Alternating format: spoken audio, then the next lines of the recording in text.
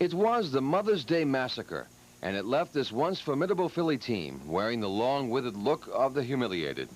For myself, I just put it out of my mind. I'm not going to worry about it. We lost. The bottom line is winning or losing. If you win by 50 or lose by 50, it makes no difference. There would be no acceptable explanation for how such a meaningful game between alleged peers could get so out of hand.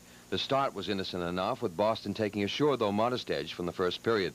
But the Celtics began hammering away inside, and soon they could do no wrong. Then came the deluge. I have no definite thoughts about the game itself.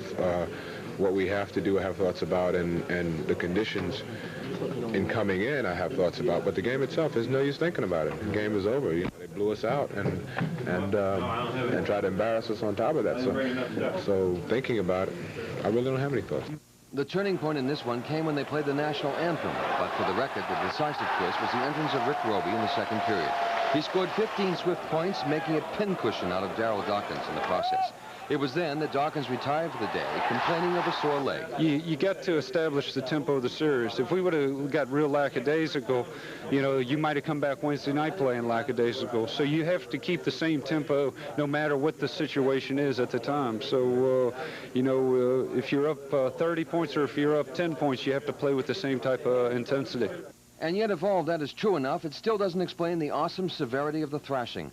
This, for example, took place with Boston leading by about 30. To the last, they played as if possessed.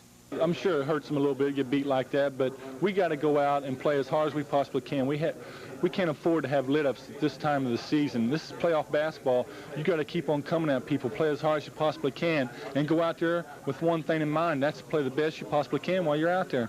Even if we're down by 30, we never quit. We dive in the stands. We do that stuff. So it's not a matter of the score. It's a matter of how you play ball. And we play ball the same way, whether we're playing the Dallas Mavericks or we're playing the Philadelphia 76ers. So we don't care. We just go out there and try to play the same game every time. Dawkins' strange performance compounds the Sixers' agony. Team officials say X-rays taken today suggest nothing is wrong with his leg, which does not jive with what he said yesterday. I have no idea how bad it's hurt or what, if something can be done and I can continue to play or play better. I have no idea. I just have to keep hanging in there.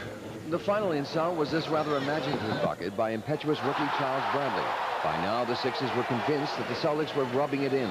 But they couldn't do a thing about it but sit there and seethe.